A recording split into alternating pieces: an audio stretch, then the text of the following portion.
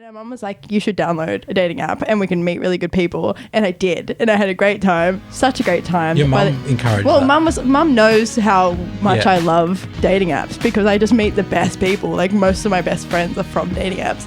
And just saying, it's great. Everyone sponsor me. No, but, but like, so I did this and then I met someone and then they followed us kind of in like a nice way around the country. And then I got proposed to in Central Park and it was like gorgeous. Wow. But then I got home and I went, that was so stupid.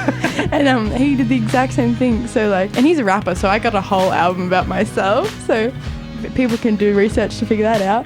But yeah, so when we got back, we're like, that was stupid, but we got great music out of it. And that's kind of what the EP's about. And right now, we are joined in the studio by Molly Millington herself. Molly, welcome back to Homebrewed. Hello, thanks for having me. It's so good to have you back. And you were in last time. I wasn't here for the interview. I was listening back today. 2019, about this same time of year. I think it was November because you just released October. Yeah. Anyway. Was that pre-COVID? No, you were our second in-person interview post-COVID. Wow. Okay, yeah. cool. Oh, wait, what did I say? 2019? Is that the wrong year? Did I get the year? 2021. Yeah, 2021. Oh, yeah. 2021, I should say. I was like, whoa. Yeah. I wasn't even making music then. But yeah, it's just crazy how quickly time passes. And for you, it's been obviously a very, very busy period. Mentioned at the top there, you've just released your debut EP, 5 Stages, which is a really interesting body of work. First of all, before we get to that, how's that felt? How's the response been? Well, I feel like I went a period of time without having any music out, so it felt like people not disrespect you as an artist, but kind of like, oh, she's given up, and then you like finally release something that's like been close to your heart, especially because this EP is so deep, and it just feels like finally people can understand what all the hiding was for, sort of thing. So feels really good. Cathartic then. Yes, thank you. And it's interesting you say that. Do you get that feeling? Is that an artist thing if you haven't released music for a while? That there's this feeling that people are going to start to disregard or disrespect you because you haven't been out there releasing things? Well, I feel like when you're a bigger artist, like as in like, you know, the big ones, they go a period of time and everyone's like, oh, something's bubbling in the works. Like they respect that time. But when you're a smaller artist, I think it's so easy to be forgotten. So people go, oh, if they're having time to create art, they're obviously stopped. Like it can't be that they're just like low finances and they're just trying to write. So like, yeah, I do feel like 100% people go, oh, they're done. And then you release something, they go, oh, they're trying again.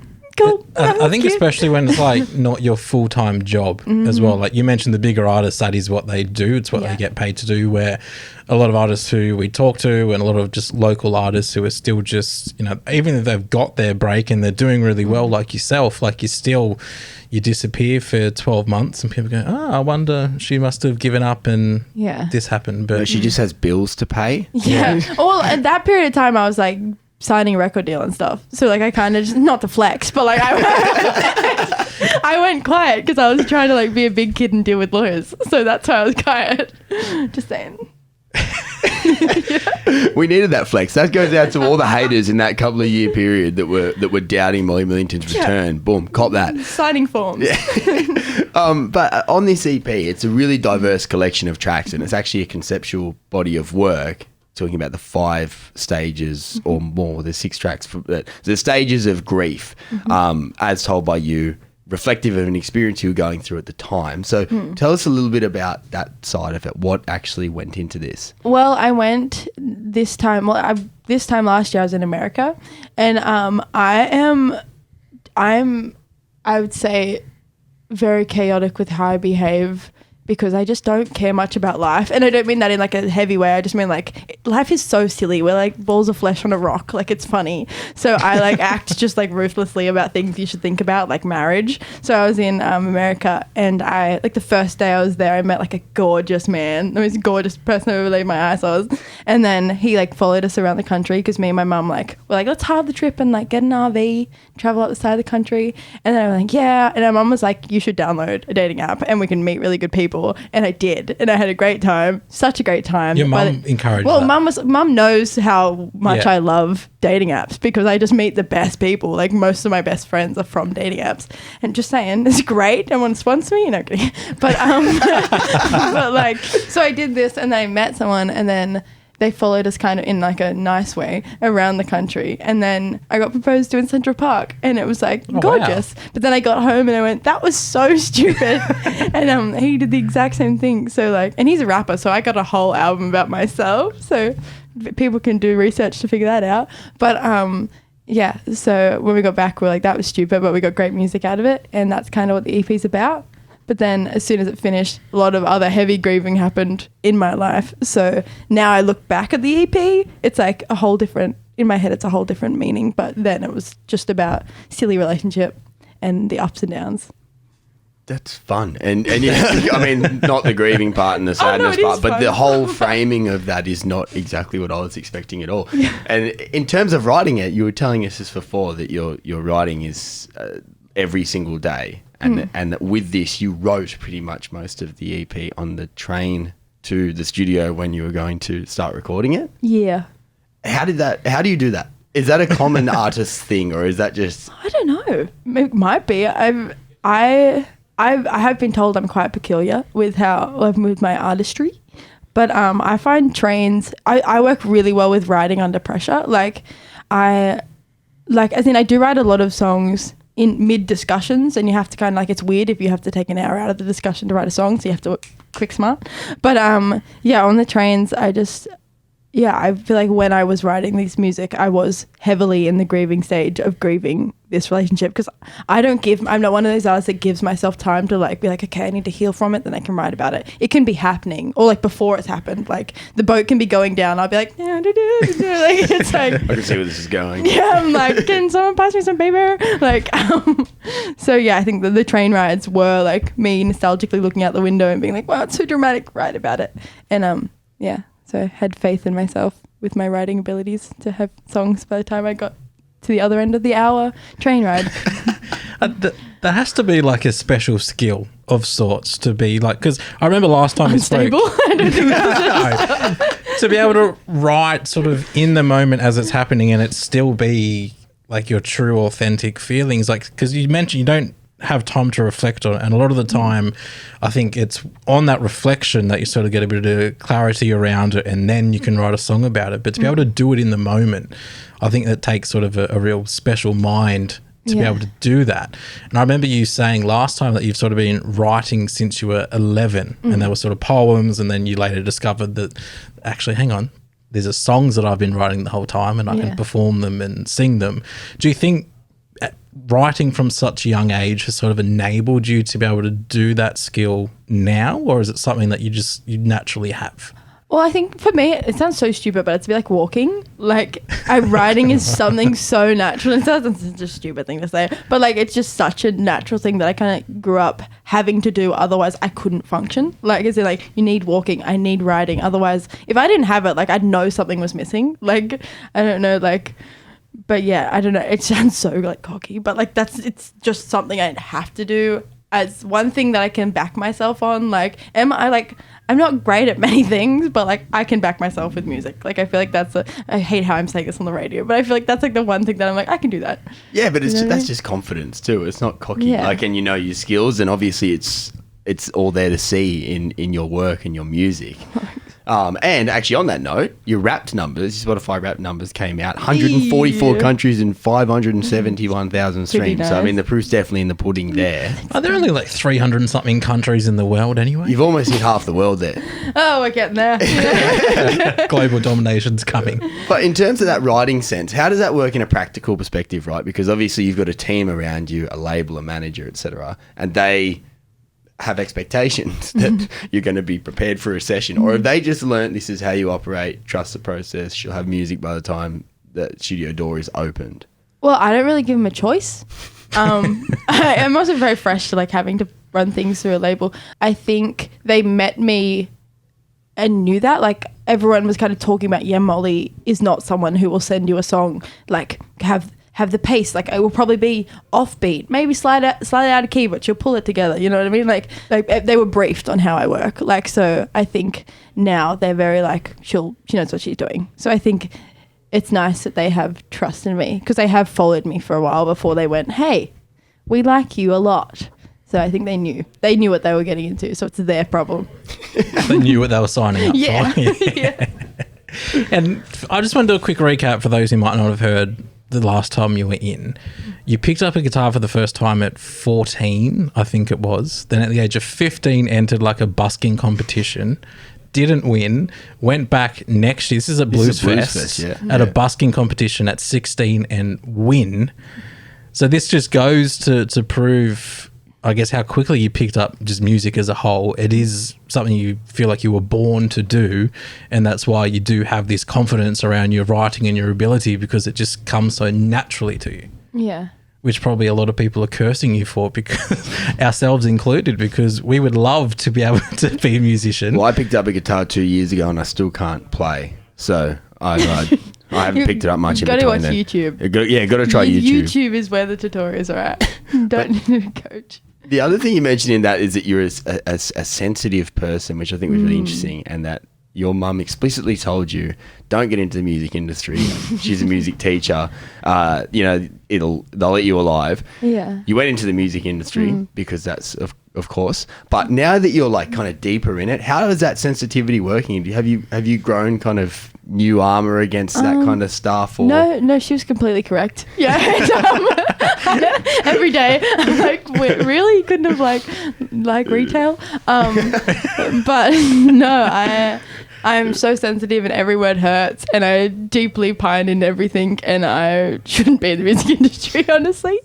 What a cruel twist of fate. Like, you have this amazing ability, something you feel like you're born to do, but then this other side of you is sensitive and you don't take well to criticisms and all that sort of stuff. Like, it does feel like a cruel trait to have, like, mashed together. Yeah, I mean, well, that's kind of music. Like, it's just heartbreaking, and like all the most sensitive ones get put into the industry. Yeah, I don't know. I feel like this year has really shaken me up. Like, where I like last year, like I feel like okay, maybe it's not. I feel like now I'm less like. I'm still sensitive to it, but it doesn't matter as much. Like, it's like, oh, okay, nice, cool. But yeah, I think this year I just like I realized nothing matters. Like, it really doesn't, nothing matters. Like, I sing, like, that's fabulous, but like, there's so many issues going on. Like, I know that's such a, like, it got heavy randomly, but like, it's something that brings me a lot of joy, and I'm going to continue doing it. And it's the only thing I'm good at and I know how to do. But like, at the end of the day, it's just like, it's a hurt world. And if they're trying to pick on you, like, let them, because it's better than, I was going to say something so deep. Anyway, I'm just saying, it doesn't matter. And then at the end of the day, so. It's a good perspective setter either way, and like I'm sure that they're kind of helping one another. But most of your reviews, I imagine, would be positive at this stage in the game. So in terms of the sensitivity thing, surely there's not that many people trying to bring you down. If they are, meh. Yeah, exactly. Yeah. No, who cares? I also because I remember last time you said that you don't get nervous on stage, or is this just nervous in life? Well, on stage, I used to, like, I still never get nervous. That's something I can be in a huge crowd, like, weird circumstances. I just be fine. I'm like, yeah. But, like, no, I definitely used to get so anxious in person. Like, everything was scary. Like, I'd, like, get in my car and be like, I'm going to hit someone. Like, it was almost like an illness. Like, and then now it's like, I just don't, no, I don't care about hitting someone. But, like, I don't worry about, like. Blindfolded. Yeah. Woo! But like calling, like things like that, like don't really. Yeah. Because it's just, I kind of realize we're all thinking the same thing. So it's like everyone's having anxiety. So like it makes you not have anxiety. And so much of it's in your own head. Like we finish this interview and I go, oh my God, why did I ask that question? Molly probably thinks I'm an idiot. You're sensational. And you will never even have the thought of something that I think you're dwelling Maybe over. Like, no, I was thinking it the whole time. But I'm curious how then that matches up with your sensitivity. Like your absolute confidence in everything you do mixed with this real sensitive side. I'm curious how that sort of works in the back. I'm so curious. I look at myself and go, I should be studied, and not like, not like in a she's so cool, like in that's a bit. Like, yeah. Homebrewed therapy. Put her on right here. So good. We're unpicking it, but it is fascinating to know what makes up the artist, right? Because it's you're one to watch. So as this progresses, it's really interesting to see what's behind it all. Don't watch me too closely because you're going to get uncomfortable. But in terms of tours and being on stage, the things that don't scare you at all, you played your first ever headline show last month. was Yeah. it, as part of the single tour? Yeah. How was that? I mean, obviously nerves weren't a factor, but in terms of your review of that, and there were a few shows for that one, how'd that all go? I did have nerves in the way of letting people down with like ticket sales. Like that was something, because like no one, like there's a difference between like having okay streaming and like people actually showing up. But like for me, success is one person. I know that sounds so sad, but like I was like, imagine someone working so hard and then being like, I'm going to spend maybe something that took me an hour to make on going to see this little weird white girl jump around on stage and sing about her problems like for a night. Like you can't get time back. You've just spent an hour and a half with me, you know what I mean? Like, so one person, I was like, but obviously I got more than one person, but like I think that's the only thing I was nervous about, like people not thinking my idea of success was their idea of success, you know what I mean? But it was really fun. I didn't have my normal drummer. I had Jack Roberts. He's absolutely incredible, so he came on tour with me. Poor thing. Poor thing, but it was a really good time. Usually I have Georgia. Do you know Maya, the Maya band? Maya? Yes. Yeah, so Georgia's Maya's drummer, also an incredible drummer, and she's usually with me, but she was in America with Maya. So I had Jack, who I love, and we had a great time. And it was really great. The Sydney show was great, and the Melbourne show was great, and the Brisbane show was great. And so it was a great time. We had a lot of good therapy sessions and dancing. And no missed flights, like when you supported Thelma Plum. Yeah, nah. You know, Molly Millington runs on time. Not a diss at Thelma. I love you. I love your perspective on your own success as well, because I think it can be easy to get caught up in, okay, I'm signed to a label, I'm doing my headline show, you know, this is sort of where it all starts to properly take off. And you're like, if one person comes to see me, that's amazing. Like, it's such a cool perspective to have on it, because I think, you know, it's easy for other people to get caught in your head around that sort of stuff. Yeah. I think I still do deal with it, but I think I just choose to shut that demon down. But like, I don't know what I think. I was going to say, my brain just went, But how does it feel? We're in therapy now. So Why do you think that is? I woke up like half an hour ago. But you're positively impacting people's lives, and that's like it's a good sentiment to have, even if it's one person. But we know it's plenty more than that, and plenty more in terms of tours as well. Boxing Day coming up, you're going to be supporting Morat as well, so you got plenty on the horizon. So how's that all shaping up for this silly season and into next year?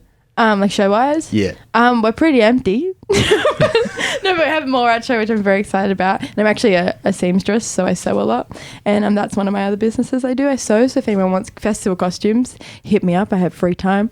But I'm starting to work on my costume for more art. And I know the music's very important, but I feel like I used to focus so much on the music that I'd get overwhelmed with like how focused I was trying to be perfect on it. So now I like try to focus on the whole show, because I want to be a show person. I don't want to just be like a singer, which is great to be a singer, but I want you to go and you get a whole experience, so you leave feeling like, I want to be an artist that you leave and you go, oh, I feel like I can do stuff now, like I feel inspired to, like, even if it's just feel more confident, or it's to, I want to like travel, or I want to like, just because I feel like I see shows a lot, like who is it? I saw like Little Sims. I left being like, I want to be a better artist, and I want to be a better person, and I want to like lead with confidence and stuff. So I'm really trying to bring that into the Morat show, and like a real show. And I have Georgia for this one, so I want to just bring an impact, not just a pretty song and a nice face.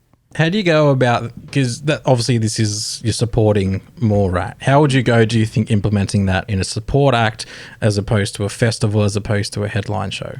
I kind of go into all of them the same. You just act like it's your show, because most of the time people don't know you, so you really have to sell yourself. But I feel like I sell myself at my shows too. Like I go into my own shows acting like no one knows who I am, because sometimes people just walk in and they actually have no idea who you are, and you have to be like, my show. But yeah, I think if you act like it's your stage, then that's the best way to do it, in like a non-condescending, like and like in a this is now mine for the next half an hour, however long they've let me be on the stage, and then it's yours, you know what I mean? Like it's not shared, it's yours. I'm owning it while I'm here. Yeah. You know, has to be yours, otherwise it's just not fun. If you're like, sorry, you know what I mean? You don't want to be worried about treading on toes mid-performance. Yeah, you just gotta, it's my show for this half an hour. Perfect. And you've got this EP out now, 5 stages. We're about to hit playing another track from that. Can I just quickly ask, why 6 songs? and it's 5 stages. That actually threw me the other week when I was like, it's 5 stages, and I was Googling, I was like, it's a 5-track EP, and I was like, no, For that it's exact 6. reason. Well, that's one I like people to be like, I'm a bit uneasy. I have to be this way. I have to be uneasy all the time. So you do. I just wanted to like describe the situation in a first song and then step into the stages, because like I wanted to be like, oh, this is the experience, and then now the stages start, because you're not going through the stages during it. You know what I mean? So I wanted them to be one peaceful song where it's like fun. Ouch. Yeah. Makes context. Sense. You're informing the narrative. Yeah. And you're writing like 78 songs a day at this stage. Yeah, right? 80 at least. 76 today. 76. Got 2 to go. But in terms of your future next year, have you got another EP on the horizon? Are you going to channel these 78 songs into a 3,000 track EP or something like that? What are you looking at on the horizon for 2024? Well, hopefully there should be like a much bigger body of work coming out, but it all, obviously the truth is it really just depends on how the EP goes, if we're going to be honest, but and how like things pick up. And also I'm not good at TikTok, so I'm not sure if my success is going to blow up anytime soon, but yeah, hopefully there's going to be a lot of music coming out next year and a lot of visuals, which I've been lacking in for a while. So get ready for the visuals and videos and stuff. So I remember you saying last time that you love performing as well as writing music. So it's obviously to try and create the whole picture for the performance is very important to you. Yeah. I'm ready for, I think I just haven't found the right group of people to create visions, because I'm very visual, and this is deep again. I keep getting deep, but like I have hallucinations. Like really, I actually have almost had to be medicated for it growing up, because I like have such bad hallucinations. So now I want to put those hallucinations into videos, and finding the right people that kind of like get that, because I have that producer wise, like I have my producer that gets my mind, and I want to get that visually someone. So I think we might have found the right mix. So I think hopefully next year should be very visual orientated and very uncomfortable for everyone watching, because it's going to be very uncomfortable, the music videos. I'm very excited. For those listening, who is everyone except us, Molly just did a fun jig after that. I moved my body. But yeah, we got the whole package to look forward to into next year. It's so cool. And if you do like Molly Millington, go check out her music. 5 Stages EP out now everywhere. And also supporting Morat, which is such a great, like, perfect combination. Like when I heard you were supporting Thelma Plum, I thought, yes, that makes sense. And then Morat, I'm like, this also makes perfect sense. Yeah. It does. Now, we are about to hit play on 380. 380. I might be losing my eyesight. I was like, no, is that 360? 380. The track of the EP. Tell us briefly about this stage of grief and this track before we do hit play on it. Well, I feel like with this grieving situation, I didn't actually have any anger. I feel like I was very peaceful about it. But I did, when I was in America and going through this lovely experience, I did feel a lot of anger towards the gun violence situation in America. And so that's kind of where I've taken the anger out on, because I couldn't take it out of him, because I still absolutely adore him. So I was like, I might as well say something that needs to be said. So this song's just about school shootings, which is a bit horrible. But yeah, and it's about how more than 380 have happened. So it's like, when's enough? Yeah. And like the anger behind it, I guess, is also matched sonically with, it's a heavier song compared to some of the other ones. Like we had a laugh about Bleach, just about like just how to the point it is, but like sonically, so brutal. Sonically, it's very stripped back, and it's just like your voice like just going through it. So we first listened through and we're like, ooh. I used to be that guy. I love making people, don't say that. Like I love when people are like, you can't say that. I'm like, why not? I wanted to say I'll it. say what I want. But yeah, just sonically it matches the anger, which everyone's about to hear and have been hearing for the past month or so here on Homebrewed. We've been loving it. So to take out the interview, Molly Millington, thanks so much for joining us. This is your track 380 off your 5 Stages EP. Thanks for joining us. Thanks for dealing with me. Homebrewed therapy.